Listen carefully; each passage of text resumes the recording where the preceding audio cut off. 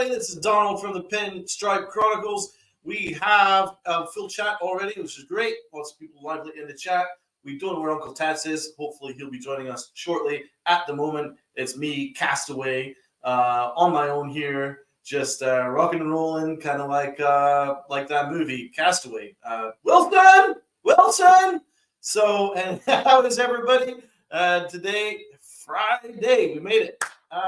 So we got some good news.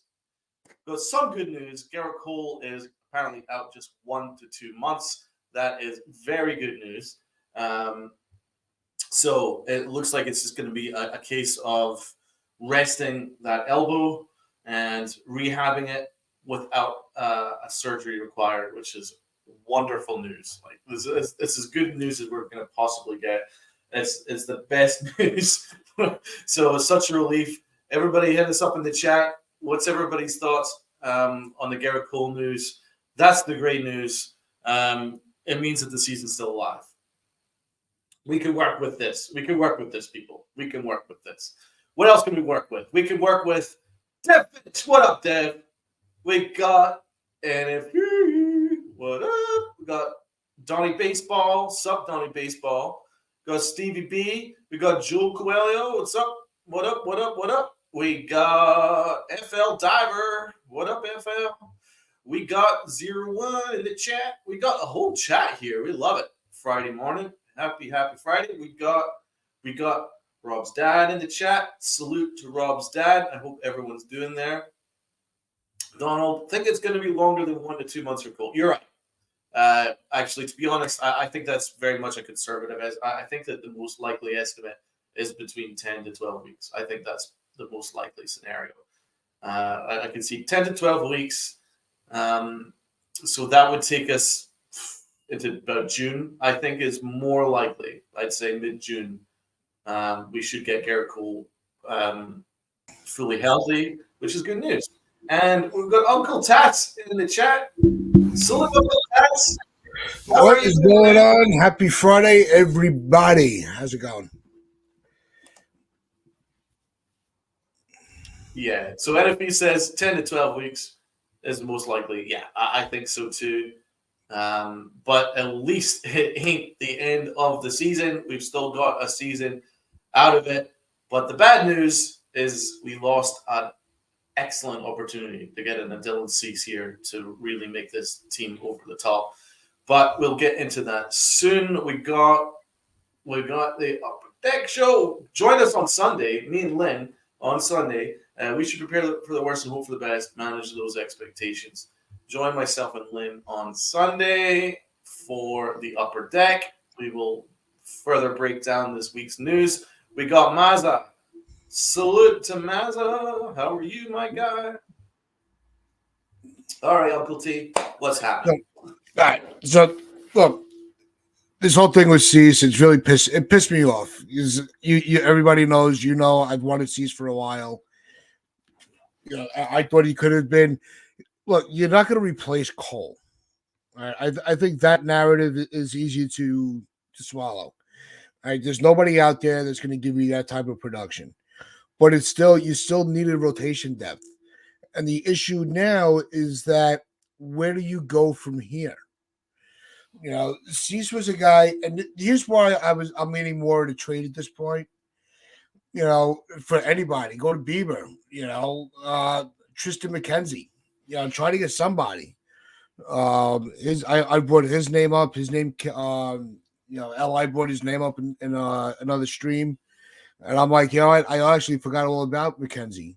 So let's try to figure out exactly where we can go on this point.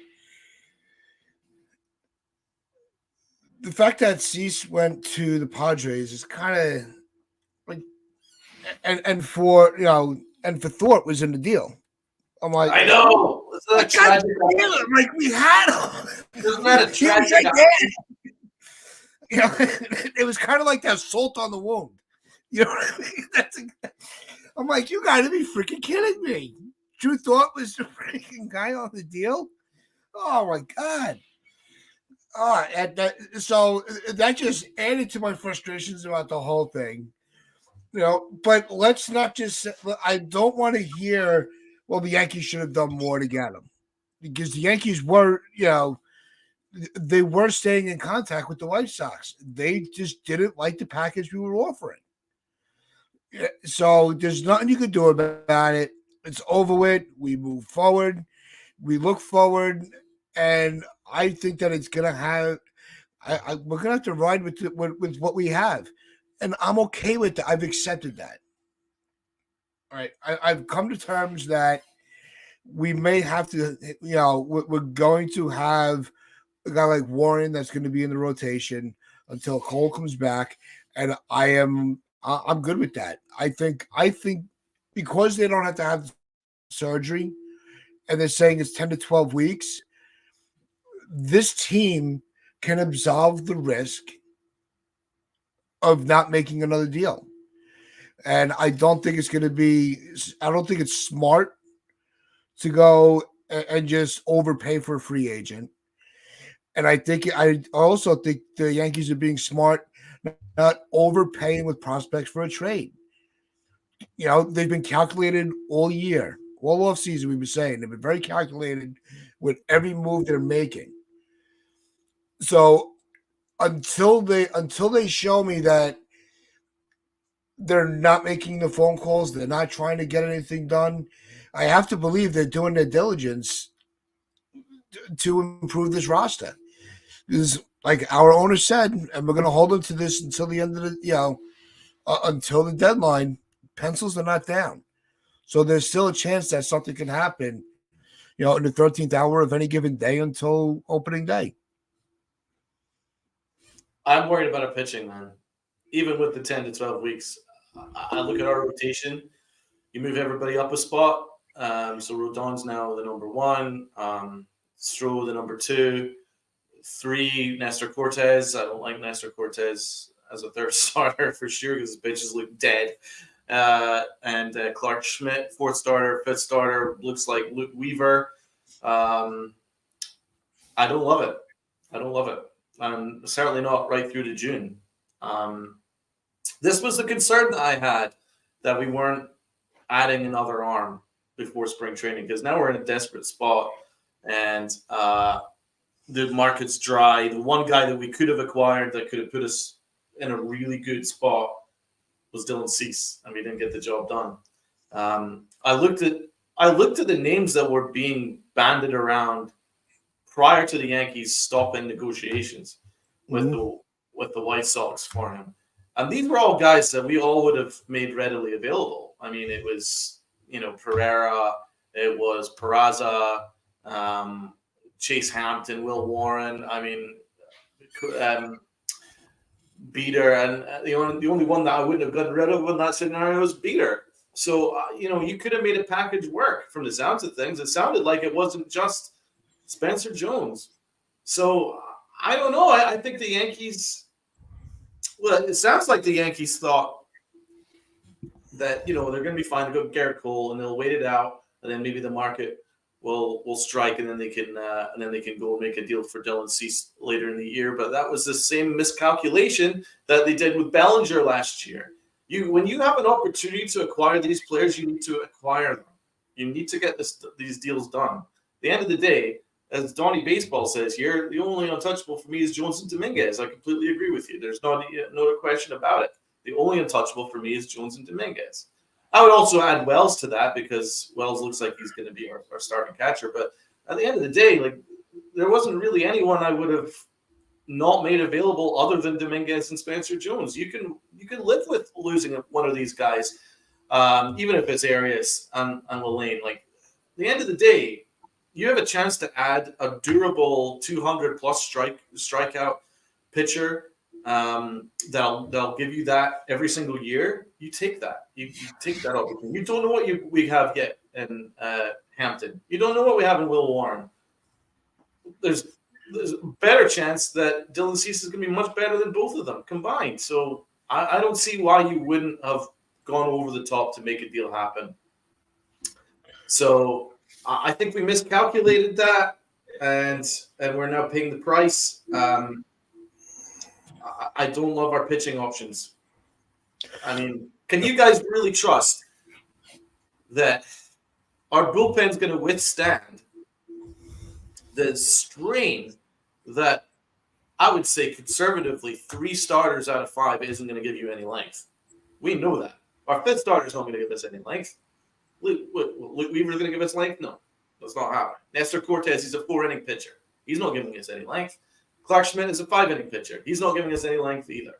So that means that 3 out of 5 days, you need 4 innings out of your bullpen. And by the way, our bullpen is looking a little, it's going to be okay, but it's not lights out like it was before with Mike King. So I really do think that there's a pitching problem here, guys. I mean, and I'd say 3 out of 5, but you could also add Rodon, who's just back from injury. He was injured all last year. Do you want him to be going 7 innings every single time? Probably not, right? So he's probably a 5 or 6 inning pitcher for the first couple of weeks, and then you got Stroman, and Stroman has largely been really, really good, although he was bad yesterday. So I don't know, man. I don't love our pitching options. That's why we needed to get this deal done for Dylan Cease. We didn't get the deal done. Now I'm concerned, and now I'm looking at a pretty empty list of options for pitchers to acquire ASAP, and it needs to be ASAP. Look, no, is the pitching? Look, am I sleeping, soundly at night because of our pitching? No, I'm not. But I don't want to hit the panic button either. And I think at this point, from what you were saying with the prospects and what Donnie was saying and a few people, it gives validity to Caputo's argument. It's about winning. It's not about next year or the year after or the year after that. Their prospects are a maybe, right? We all know that.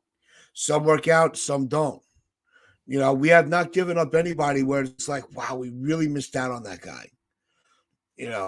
It's just the fact that it's the fact of the matter. They have not, we have not traded anybody where we've lived to regret it. So maybe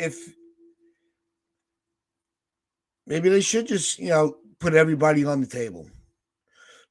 And if you don't have that, if you haven't been called up yet, you're at risk of being shipped out because the Yankees have to do something.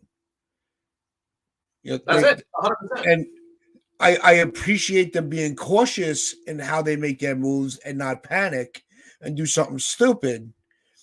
But they do, I've been saying this. Anything they do from this point on to solidify any of the pitching, whether it a rotation piece for a starter or a bullpen guy, the trade is going to hurt. We're going to have to live with that. That's the you have to you have to be aggressive if you're going to be a championship team. That's right. When you have Juan Soto on a walk year, you don't have the option to start being overly protective of your prospects. You should absolutely keep a force field around 3 or 4 that you absolutely love, but then everyone else, I'm sorry, they have to be available. Even the Padres, did you see the package the Padres gave up? It's pretty massive, but they're taking a swing. The Yankees needed to take a swing because they have Soto in a walk year. They've got Garrett Cole, who might be out until June. They have 3/5 of a rotation, which is a massive question mark. If there was any team that should have just been all in, let's make a deal happen here, it's the Yankees. Now, obviously, we put a force field around Spencer Jones and Dominguez. I'm not saying give everybody up, but as I say in our previous podcast, I listed 30 prospects, right? And even as low down as 28, 29, they look like they're going to be serviceable and they're going to be positive people that are going to be a big part to play in the future for the Yankees. So it made it more palatable to make a top 10 prospect available or two in order to make this happen for Dylan Cease. Now, I don't know whether because the Rangers and the Padres jumped in that the White Sox went, you have to give us Spencer Jones or no deal. In that case, then I will gladly say, okay, I understand, right? But if Spencer Jones was not involved in the negotiations, then I say it's a miss. It's a miss because I look at our pitching options, and unless you're willing to pay the price to land a Blake Snell or a Jordan Montgomery, then I'm quite concerned. And we're not from the looks of things, so I am quite concerned. Yep. And to my previous statement, when I was saying, we haven't really given anybody up, FJ throws a name out there that's interesting, right? And he goes, aren't the Yankees living to regret trading Monty? Of course. And I love Monty, right? But if Monty had never been traded, right, are we saying that everything is fine? Losing Cole? No. It's not that needle move. I don't think that. Look, there were people that were. Look, we can't be okay with the trade, and because he got traded a second time to a team that won the World Series, that's not the Yankees' fault. That's not the Yankees' mistake. But Monty also, I was leaning more to my point with the prospects. Can we use Monty right now? Absolutely. Any team could use him. You got a lefty finesse pitcher that can give you innings. That already won a championship. That's just it is what it is. Okay, I can jump in here. I do have some news. John Heyman says that once the Rangers and the Padres involved, then the White Sox said that in any package to land Dylan Cease, Spencer Jones had to be in every one of them. In that case, the Yankees made the right decision. In that case, yep. We backed down. As I say, that was my preface. I said unless Spencer Jones had to be involved in every single negotiation, then and that's fine. Okay, I understand. I don't blame Cashman. That's exactly the way I would have gone. I won't make Spencer Jones available under any circumstances, especially not for Dylan Cease. So that means that we need to pivot. Who do we pivot to? Well, there's one name that we've checked in on, and it's not the most exciting name. It's Michael Lorenzen. People in the chat, what do you think about adding Mike Lorenzen as a fifth starter? What do you think, Uncle T? He doesn't. I don't even think about him, to be honest with you. Even in this situation, he's not a name where I'm like, where I've even thought about doing a deeper look into. I really haven't. I don't want to. I don't want free agents. I really don't. I don't want to have to wait for half of the time that Cole's going to be out to have a form of a replacement. If that's the case, we're gonna have Warren pitching anyway. I'd rather go for a trade where you have at least you'll get a player that's been in spring training and somebody in another team's camp. They'll be ready to be available opening day. I'd rather go that route. I'd rather go the trade route, as much as the trade's going to hurt. So Michael Lawrence's year last year, he was 9-9 with a 4.18 ERA. So that makes him, it makes his ERA better than Clark Schmidt, and make it better than Nestor Cortez. So that automatically probably makes him our third starter, and I don't even like him. That's what we're talking about. This is what we're left with, guys. So I'm sorry. I don't think we're flush. I think there is something that we need to be pretty aware of and cognizant of. But I mean, Lawrence, listen, better than nothing. At least he's an arm. But FJ says here from Locked On Yankees, Lawrence is holding on out for a 2-year deal. Is there a way that we can make it a 2-year deal, but with an opt-out after one? Do you think that's something that could be negotiable?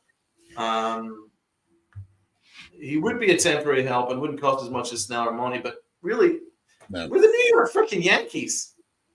It's not like there's a salary cap here. We are the Yankees. We can, if we're already over the final luxury tax threshold, we might as well just go and bring in the guy that's going to help us win a championship, right? Yeah, no, if you're going all in, you got to go all in. Yeah, exactly. You can't go all in. And I think that I think the Yankees are busy working on the phones. I don't think they're just sitting pat going, well, that sucks. All right, Warren, you're the guy. We're not even going to bother because they jumped back into the talks with Cease.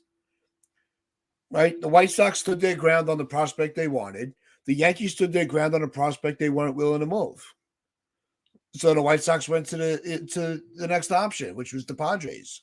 And they were also in talks with Texas. It's I'm not blaming the Yankees at this point. They've done, they've done they've done what they can do.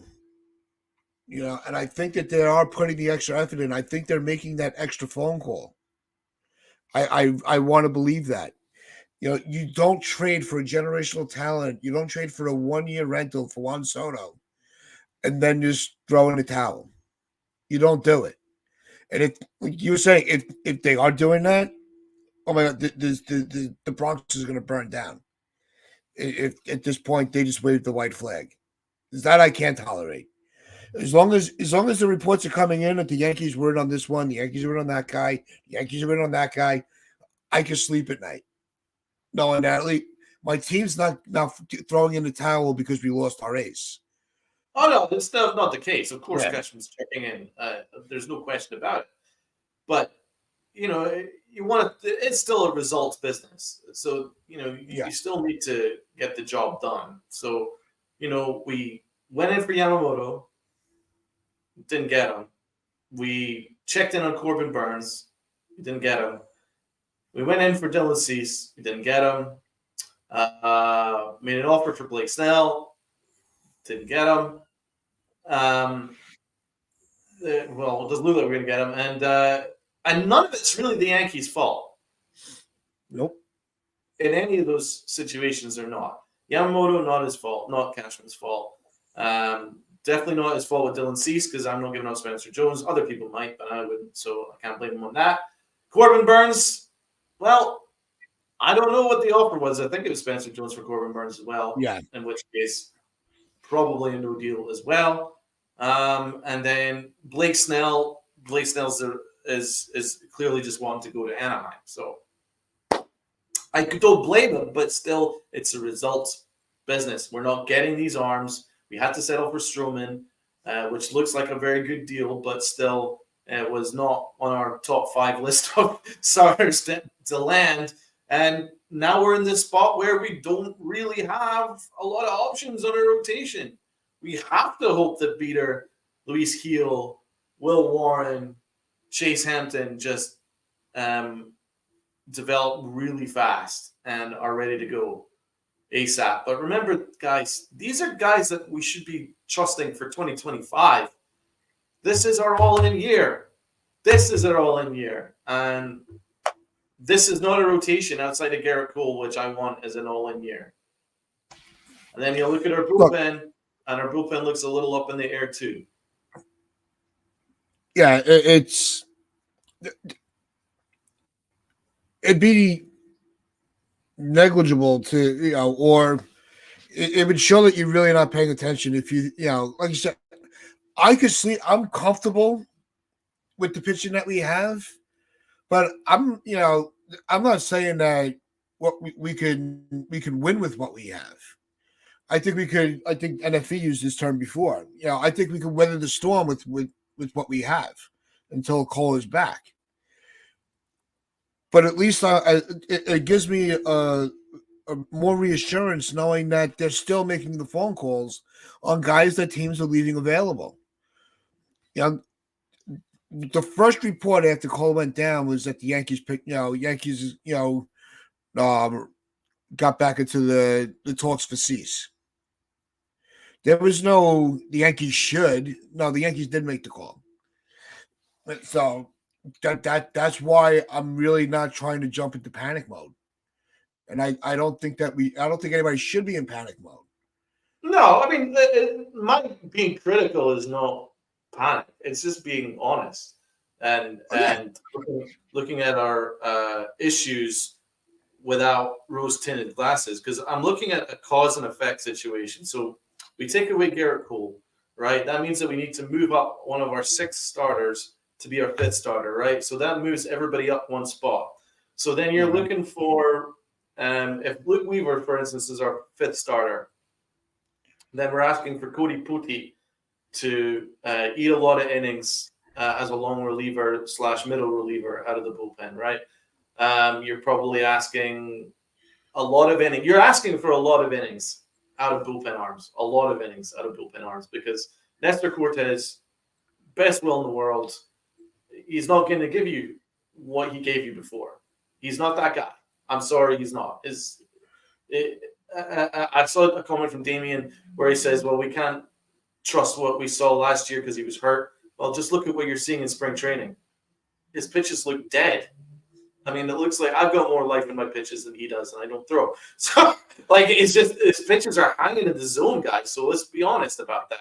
And we're going to have to rely on him to pitch a lot of serious innings. So then when he only gives you 4 or 5 innings, then you're going to need Poti to jump in and give you 2. And then what it's going to do is, we're going to be okay until June. But at what cost? Because our bullpen's going to have to eat a ton of innings. Did you see what happened to our bullpen post-June last year? Our bullpen kept us alive last year, up until June. But they were having to weather a ton of innings because the Yankees didn't have any depth outside of Garrett Cole. That's what happened. And then our bullpen was toast after June. And then they weren't able to give you the innings, the quality of innings that they were giving you after that point. There's always a cause and effect. So if you need to eat, you need to make up for those innings that Garrett Cole lost. Yes, we'll probably survive. We'll probably be slightly above 500. We'll probably be very much in the race. Yeah, on the face of it, we'll be okay. But then you're not looking at the absolute ins and outs here, where the bullpen's going to be taxed. A lot of arms in our rotation are going to have to eat innings that they're not capable of eating, and it's asking a lot of Rodon to now be our number 1 starter after he was hurt all last year. It's asking a lot. So that's why it's absolutely non-negotiable that the Yankees add another arm. It's not even negotiable. They have to. They have to add another arm. It's not even negotiable.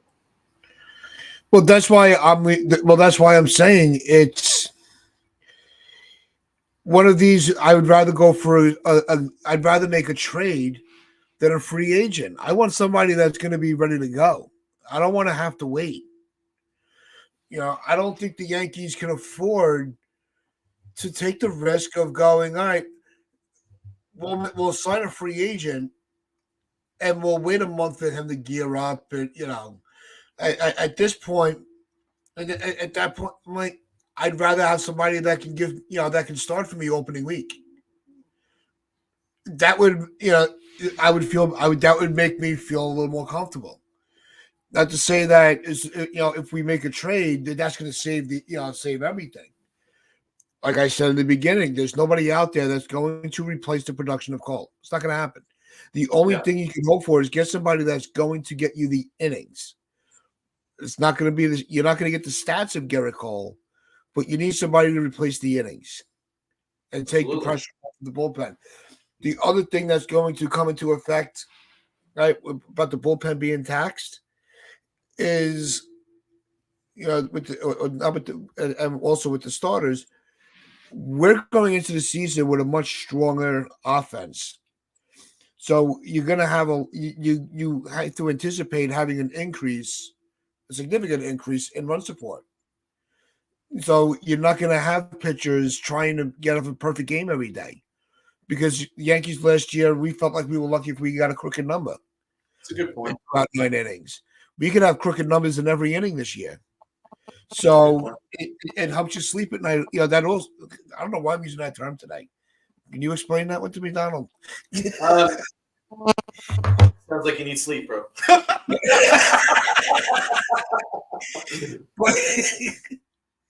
I gotta stop that. But no, that's how I feel about it. I need somebody that's going to replace the. No, that's a good point. There's you could add the other measurable, the fact that we've added at least 2 or 3 runs every single day to our lineup. That means that they don't have to pitch a perfect game. That's true because there was a terrible strain in our bullpen that they had to pitch shutouts for 4 or 5 innings every single day, even to be competitive in a game because we couldn't score any runs. That's absolutely facts. But then you also have to bear in mind that Aaron Judge is carrying an injury. And it looks like that has to be managed. It wasn't a cramp. It was real. The toe is acting up. There was an issue with pulling a muscle when he swung, and then it looks like that's something that needs to be managed. He's not going to be 100% probably going into the end of spring. No, I'm not too worried about it. I'm really not. I think that Judge at this point is realizing, all right, something just doesn't feel right. And he's making the adjustments. He's saying, let's slow down a little bit. Right, but it's still something to keep an eye on. If toe, which we know, which he broke last year, is still an issue because I just read it. It's still an issue. So that's something that needs to be managed. And that whole BS from Aaron Boone, that what was it, mid-spring? What was this mid-spring wear and tear nonsense? I mean, that was. I have never heard that in my life. No one's heard of that. It's made up. That's something that you get in the dog days of August, not freaking a week and a half into the start of the spring training. Give me a freaking break. That's why I'm pissed off. It's just like, I mean, Boone's done a fine job so far, but dude, when he talks, it's just a lot of nonsense. That doesn't exist. Mid-spring beat up or whatever the hell he described it as. That's just a whole lot of crap. Yep. It's someone that has to manage. Yeah, mid-spring beat up. That was the term. New medical term. Yeah, I'm sure that's a well-known medical term. I've got mid-spring beat up just watching this crap. Listening to that crap. I've got mid-spring beat up listening to that crap. Aaron Judge mid-spring beat up. No! He's obviously got an injury that he has to manage. God damn. Just tell the truth. Yeah, no, the static you were hearing, that was unfortunately that was on my end. Hopefully it's fixed. It's a little loose wire. So, but no, I really don't understand the midseason beat. That's such it's just bullshit. That's all I can say. Thank you, man. Bullshit. Stop with the gaslighting. That's all I'm asking for. Look, like we've said how many times, right? We're all adults. We all understand that shit happens. We can handle it. Just be honest. You don't have to tell us every nook and cranny of everything that happens with everybody. You don't have to be that transparent. You're right. But don't bullshit us. Thank you. There's a difference between maybe not telling us the whole story and completely bullshitting. There has to be middle ground, okay? I think that the Yankees paint all Yankee fans with the same brush, right? That we're all maniacal and we're all and then I think there's also an aspect where they don't want to completely show their hand to the rest of the league. So they're being rather protective. But the thing is about New York fans is we don't take bullshit. We are Uncle Tats doesn't suffer fools gladly. I don't suffer fools gladly. It's like a New York thing. We don't suffer fools gladly. All right? We just don't. Like, we don't bullshit us. Tell us the truth. Okay? Now, you don't need to tell us the whole truth. I'm not asking you to show your cards, you show your hand, and lose yourself in poker in negotiations. I'm not asking for any of that. I'm just asking for a little bit more transparency. So with the Garrett Cole thing, we all know he's got a toe problem. So he's saying, so all you need to say is, that toe which he broke in the Dodger wall, still needs to be watched from time to time. So we're just getting him off his feet. We don't see any major issues. It's just it's spring, so we're no need to push it. That's basically the truth, right? There's nothing that's bullshitting us about that, right? Just say that, So you don't need to then say, "Oh, it was planned that he had an MRI." Come on, we're not stupid. Don't bullshit us. Just give us something that's closer to the truth, and then we're not going to be pissed. Show us respect, and we'll show you respect back. Yeah, and I think there's a little bit of truth to this, to what Donnie's saying. And shout out to everybody in the chat. You guys are the best. We are still 2 subs away from 600. So what the heck are you doing? Hit that sub button, hit that like button, share this out. You guys know the drill. He goes, they're probably worried about ticket sales, but don't have to because of Soto this season. Years past, yeah, that would totally be a ticket sale bullshit lie. Because you don't want y'all. You don't want to just you don't want to have your fan base in a panic. You don't want them, you don't want them. You can't ask them to spend the money that tickets cost, and then be like, yeah, well, there's no superstars. You're going to see the B squad, But that's not the case this season. Mm-hmm. Soto fixes all of that. We only, as much as we're all anticipating that he'll re-sign with the Yankees. The fact of the matter is, the truth is, right now he's only here for 1 year, and everybody's going to want to experience Juan Soto this year because it might be the only chance we got.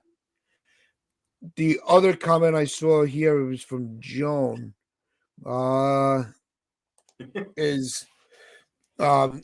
He goes, I'm not a Boone fan by any means, but as far as the injuries, I think the front office tells him what to say, and he's not a good liar. That last part hits it right on the head. Joan, he killed it. He is a terrible liar. So bad. Yeah, and so am I, so I don't blame him, which is why he shouldn't lie. And I'm 100% guaranteed that the front office is telling him what to say. But I think there's a way in which you can be more honest than was portrayed. Because guess what? It's kind of like a boy who cried wolf situation, right?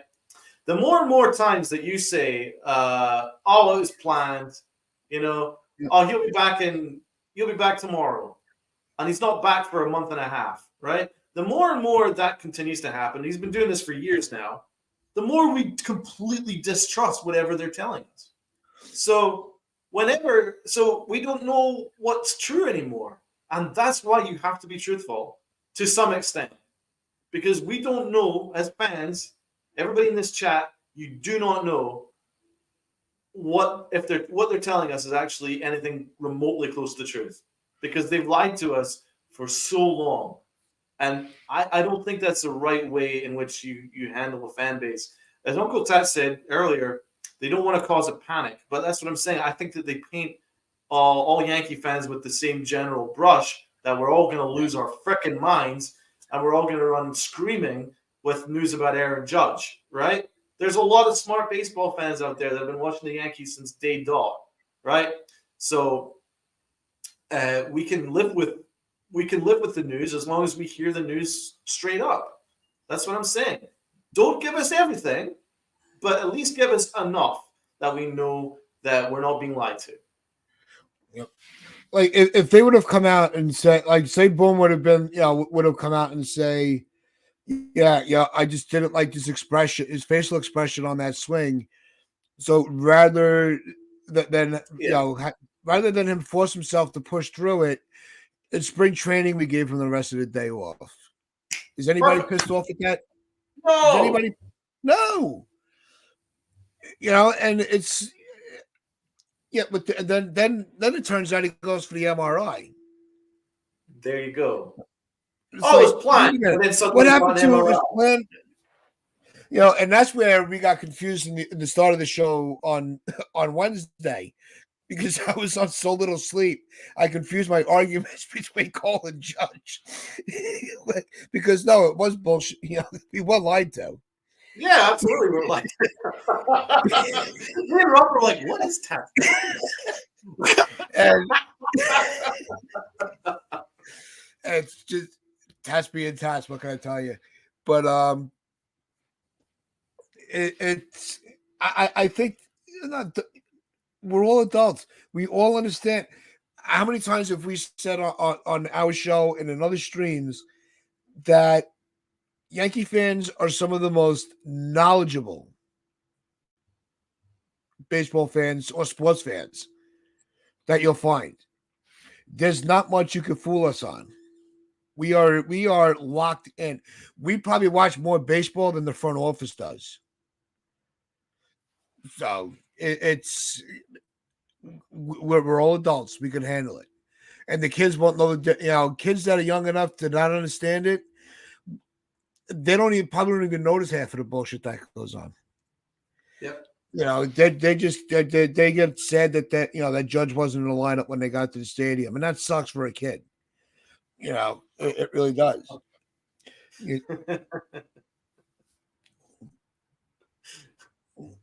Oh my God! I just wish they'd be you just have to be a little bit more transparent with injuries, man. If I went for a swim in the Long Island Sound and I got bit by a shark, and the doctor goes to my family and goes, you know what? It's a little mid-spring beat up. You'll be back in 2 days. It's completely planned while I'm losing a leg. Just be honest for Christ's sake, and then we can face it.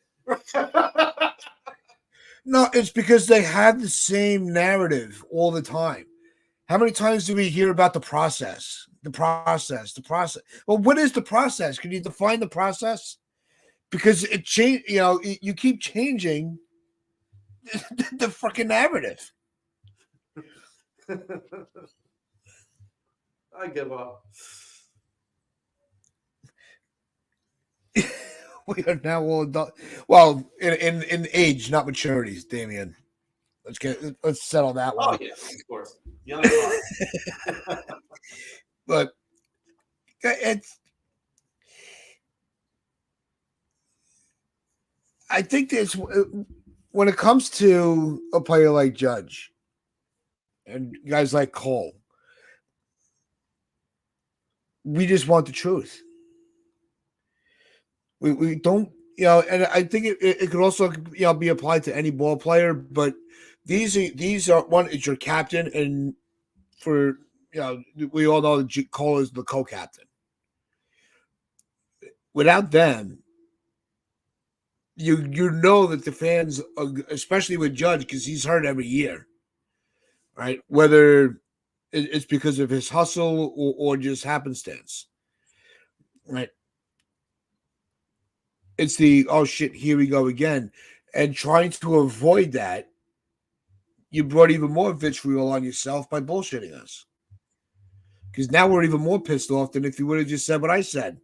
Look, I didn't like his facial expression on that swing. Spring training, we just gave him the rest of the night off.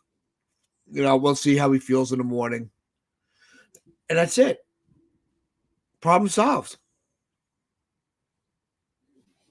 So let's have a look at our rotation now. Who do you want as our fifth starter, Uncle T?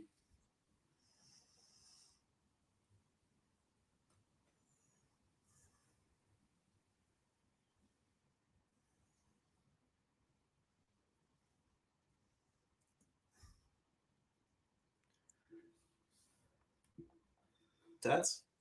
Yep. Oh. I asked you a question. All right, the rotation. Yeah, I said, who do you want as our fifth starter? No, the fifth star.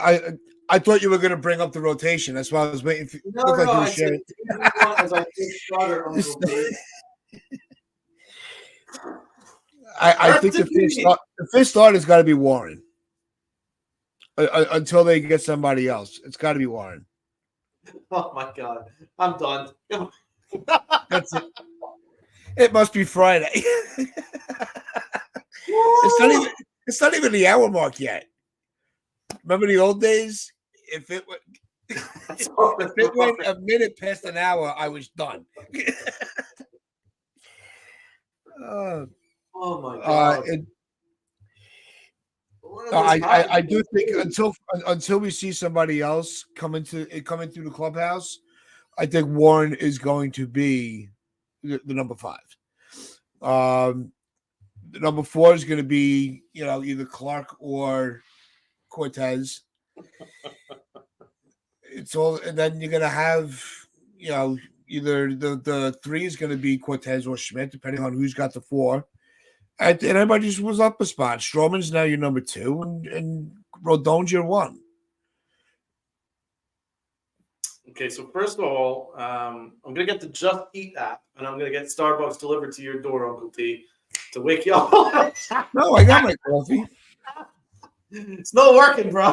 So, no, I agree with you. Regards to the rotation, I would love to give one of our other guys a shot.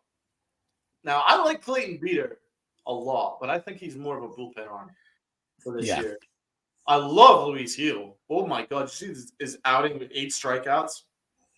Luis Hill is giving me a lot of confidence that he's back from those surgeries. That's the kind of guy I'd seriously consider. I want to go with some upside arm here, which we're not going to get with Luke Weaver. I think he needs to be very much a spot starter, 6th man. I don't want him to be a 5th starter yet.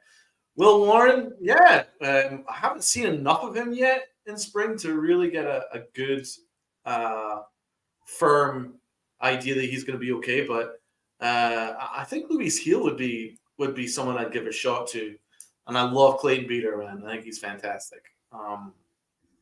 But yeah, let me. My opinion would be I'd give it to Luis Hill. Nothing but good. But again, he was hurt all last year, but so was our entire rotation anyway. So we might as well skip it there. And John put a reminder out there that he's not on the Warren is not on the 40 man. But situation, obviously that could be addressed very easily. It's just a little switch. But yeah, Hill's look good. I'm leaning Warren only because he was the guy that early in the offseason we were trying to avoid. He was a guy we didn't want to trade. So it's like, all right, if we're not gonna use him in trades, let's use him on the field.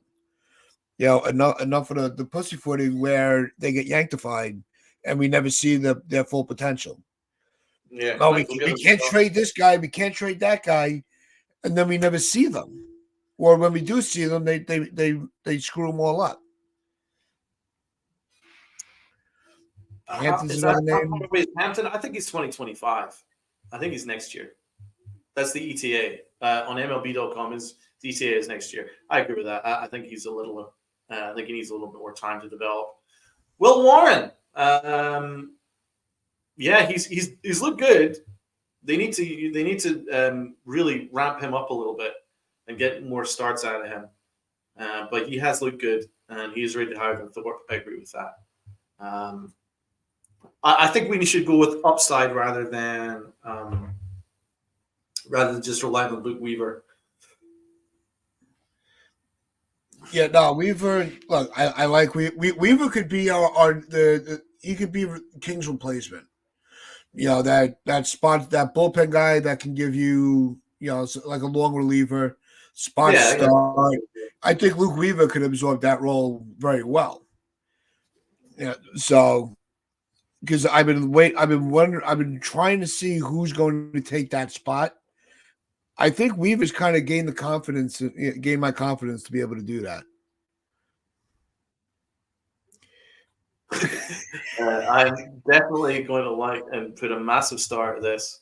It's for me, it's the comment of the week. So salute to you, Brad. Yeah, and if he thinks they're using Loizaga for that role, I don't think he has I don't trust him to be a spot starter at this point. He's a back end bullpen guy. He's like either a 7 or an 8 inning. Your 7th or 8th inning pitcher. I'm using Loizaga for that role. No, Loizaga will eat a lot of innings. You'll need to. But he hasn't done that, I know. I haven't seen he doesn't have the track early in his career. Yeah, but not at this point. Cody Morris, what's going on, Will? Poteet's looked great. No doubt about it, Donnie Baseball. Poteet's looked great. I think he's been, for me, he's that ideal Mike King guy. Like, I've seen nothing but good things from him. That he's going to give you quality innings out of the bullpen and you can trust. Don't overuse him, though. I agree. Loiza's looked very iffy the last couple of years. I've not been impressed. No, 3 years ago. 3 years ago, I made the argument on a show that he should. I was pissed off that he wasn't. He wasn't the closer. And I was a big fan of Loiza. I still am a fan of it. I don't know where I trust him now. That's the issue with him. He's not somebody that stays healthy enough to rely on. It's unfortunate because he had so much promise. But unfortunately, the injuries kind of derailed him. And it's unfortunate. It sucks. I think you make Marinaccio. Marinaccio's fallen off. Like, yeah, he was so good when we first called him up. He was like our Italian stallion. He was fantastic. That's why I kept saying off season trade. Put him in a trade, sell him high. Now he looks toast. So I don't know, man. I am concerned for sure. And also, Clay Holmes did not look good yesterday. He went a third of an inning and gave up 2 hits and a walk. And this is our closer. He can only make a third of an inning and he has to be taken out. Yeah, no, he's. I don't know what's going on with him. He's got to figure it out. Because if we don't have, what you want to put Hill as a closer with Devin Williams? That doesn't make sense, Donnie, because we don't have Devin Williams. Or are we trading Gill? Oh, you wanted? Yeah, you got me confused on that one, Donnie. What? No, I Holmes. Yeah, Holmes is starting to. I'm getting a little confused. Huh?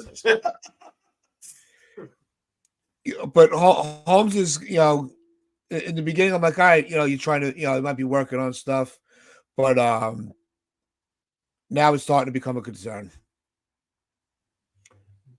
Jones said Birdie is closer if Holmes fails. Well, I mean, we know what Clay Holmes is. Yeah. Clay Holmes is going to, like, every 3 outings, 2 of them will be pretty good and you're pretty excited, and then 1 will be just like, whoa.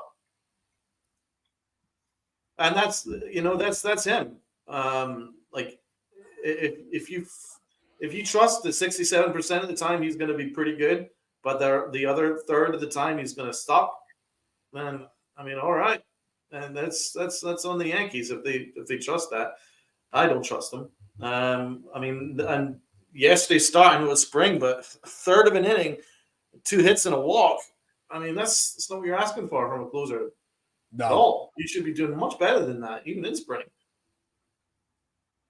So I am concerned about that. Birdie looks great, though. I will say that. That's a good point. Yeah. And, okay, Donnie. Yeah, Devin Williams was definitely somebody that we talked about getting, and we were in favor of getting. But, yeah, the Yankees dodged a bullet on that because could you imagine? And Will put a comment up too. That it feels like the Yankees are the only team going through so much drama. That's you know better than most people. That's Yankees baseball for you. It turns in especially with the injuries, it turns into a circus. It's just a laughing. So a heart attack closer. Preach. He's just kind of like a slightly better Chapman. Yeah, without the sweating. Without the sweating and without the upside, because at least Chapman could give you 105 miles an hour, and you think, yeah, he's, you might get out of this, but I have none of that trust in Holmes. So, oh god, I don't know, man. See, that's what I'm worried about. I don't think the Yankees did nearly enough this offseason with pitching. Like, uh, they probably should have added another bigger impact arm, whether in the bullpen or the rotation, in order to really help us. Because Yeah, remember, 'cause- this is our all-in year. We're kind of leaving a lot to chance. We're leaving a lot to chance. We're asking a lot out of our uh, out of Clay Holmes, who we've already seen for the last couple of years that isn't a closer. And you're asking a lot from a couple of guys in our rotation who we know aren't going to give you innings. And then you're asking a lot out of our guys in the minor league system to come in and give you quality innings every single time. So there's a lot of questions for a team that's all in on a championship. So, and then you look at the Orioles, and the Orioles look phenomenal. So the Yankees have to be fairly. I think they have to be pretty urgent with how they approach this season. Like they don't have time to mess around. I know it's a marathon, not a sprint, but I think the Orioles are going to win a lot of games this year. yeah, but you can't start the race and dead last and expect to just blow past everybody. You know, that doesn't happen even in a marathon. So, I I think where the frustration is setting in is, you know, the anxiety that opening day is pretty much, you know, is right around the corner. All right, we still have all these question marks. The acquisitions that we made, right? We brought up Poteet earlier. Poteet's going to be fine. I'm not worried about Poteet. We haven't seen enough from the other guys that we were excited that we got. You know, so and the players that we're getting back. You know, there was so many question marks with the bullpen, and you're like, and it always sorts itself out.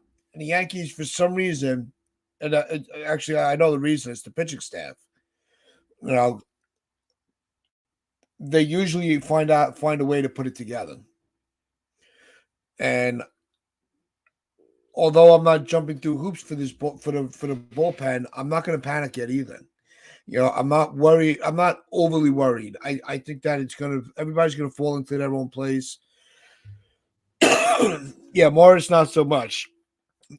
And Frost is hurt. You're right. You're right, Donnie. Yep. So we get feeling sorry that's not going to work. Although there's one comment I do agree with Sunil here. Wolves went full in getting Burns. We went backwards, losing Cole for too much.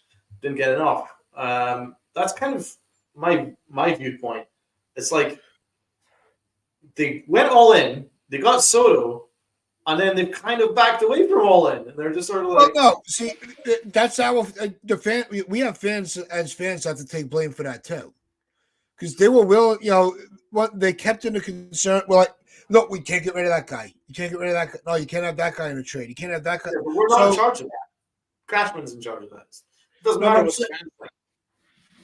You know, we can't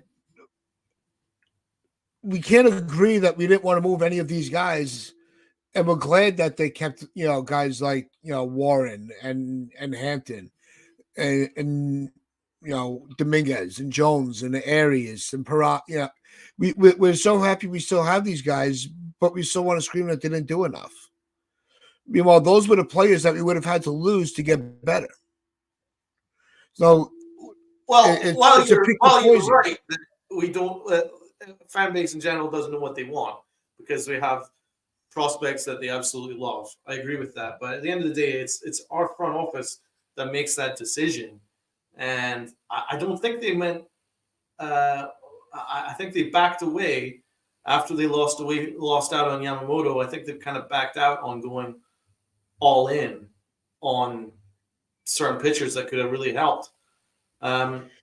Like, is there not a way that they could have really pressed, for instance, Milwaukee and gotten Corbin Burns aggressively, found a different package, found a different route to get him without giving up Spencer Jones?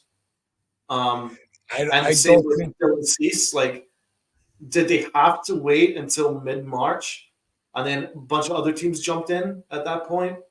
Why didn't we go and do that during the winter when we had all the time prior to spring to pull out a package when no one else was jumping down the White Sox throat to get Cease. That's what I'm saying. I just don't know how aggressive the Yankees have been. They've checked in, but they've hedged their bets a lot, and the bet hasn't worked because suddenly there's an injury right out of spring. And remember, let's not forget. Remember what Cashman said after they got Juan Soto. I can't exactly remember the word choice, but he was like, "We want to make this like an absolute juggernaut," or whatever it was. But they haven't made moves after that to suggest that it has been a juggernaut. It's sort of like, yeah, they've checked in, but it's a little bit too rich for our taste, so check in someone else. A little bit too rich for our taste. Try that. A little bit too rich for our, like. At some point, you just got to go for it, right? And let the cards fall as they may. I'm not sure exactly what the Yankees' strategy is outside of Garrett Cole. It's like we also traded away a lot of our pitching. We also lost a good handful of guys in the Rule 5 draft. How much more do we want to deplete the pitching aspect of the farm? They had other avenues to go. They did. We've got how many freaking infielders? So, but they're all guys that we don't want. They're asking for players that we don't want to give up. Like Jones is untouchable, right? Aries, is untouchable. Well, maybe he should be untouchable. Maybe that's what I'm saying. You should put a force field around the ones that you absolutely love, but also say, you know what? I think this guy could be available because we've got so many infielders. Where's Arias going to fit? So Arias was available. You could have made him available. That's what I'm saying. You know what I mean? Like Chase Hamilton, we love him, but he's not going to be available until 2025, maybe 2026. Maybe we should try and go in now. We need an arm now if we want to win a World Series now. So that means you're going to have to make a couple more names that we absolutely love available when you have a chance. And we have so much depth in the farm system. That's what I'm saying. Is like, as I say, remember our previous podcast test, I read out our top 30 prospects. There's a ton at the lower half that'll look great. So that means that the ones at the top, the upper half, in the top 10, top 15 prospects could have been made available. So I don't know. I disagree that we couldn't have found a way of getting Dylan Cease. I think that we waited too long. I think we waited until March when we should have tried to get him during the winter and been more aggressive. And they were like, "Oh, we want Spencer Jones. Well, we can't give you Spencer Jones, but we'll add the similar value to Spencer Jones by giving you another 2 or 3 of our top prospects." To get that deal done, to make things so much easier so that when someone needs to go down, we have more than enough depth. Now we don't. Now we're scrambling. Now we're looking at Michael Lorenzen. That's where I'm at. That's where I'm at. I'm not Donaldson. I never compare me to Josh Donaldson. That's bad. That's an insult, Will. That's an insult. Absolutely. Come on. But no, let's hope in the next couple of weeks things start to iron itself out because it's looking a little shaky in the pitching department. It really is. So we're gonna have to wait. Unfortunately, we gotta wait. We gotta see where it goes. We gotta hope that some of these guys start to hit their stride, and they're like, okay, now we can see. Now we see what we're supposed to. All right, now they're pitching a lot better. It's almost like it's like they're in that. It's going to be a spin on what Boone said. They're in that mid-spring malaise right now. It's like, all right, they were all hyped up. They were pitching well. We were playing really well. Now they're like, all right, let's just get to. Can we just start the season already? Yeah, we're done. Complete shit. That could be part of the equation, but I don't think that should be used as an excuse. Like just that could be what the mindset. I'm not a professional athlete. I'm not a professional much of anything, but spring is too long. I think spring is too long. I don't think it needs to be a month. Oh, definitely. I think it's too long. That- Do you know what I mean? I think they could probably move pitchers and catchers forward a bit, and I think you could cut a week out of games. I don't think it needs to be a long month because you're already seeing it. The Yankees were ready to rock and roll after like the first 2 weeks, and now they're playing like complete shit because they're just bored. So I think you probably could. I think you could probably shorten spring a little. It definitely needs to be shorter. That goes without saying. Probably adds to injuries as well because Yeah. Yeah, and we didn't really get we can go into a whole we could do a whole hour on that now. Before we go, Donnie, what was that conversation like with Thorpe? You said you were talking to Thorpe. Is he a good dude? Like, do you know him from like before? That'll be interesting. Well, he said they were chatting on Fireside Yankees as he was getting traded. That's kind of cool. That's pretty cool, man. Mm-hmm. But that's going to wrap things up for us on this Friday. Make sure you tune in tonight. Lynn is going to be having a special on women in baseball. So make sure you hit that notification bell on that. That should be really interesting. She'll be talking to a couple of CEO women-led companies and how they manage to into the sports world. So that's going to be really interesting to hear. And it's always like that. And also, like Donald said earlier, make sure you tune in. March 27th. All right. So March 27th. I thought it was tonight. But make sure you hit that notification bell. It is already set up on the channel. So where it says notify me, so you don't miss that. It's and Sunday with Donald and Lynn on the upper deck, and there you go, the hour mark. So as we always say, hit that like button, hit that sub button. For Uncle Tats, not just the Yankees.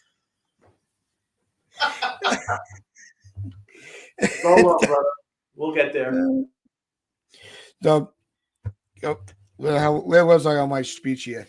So hit that like button, hit the sub button, share this out with your friends, your family, the strangers on the corner.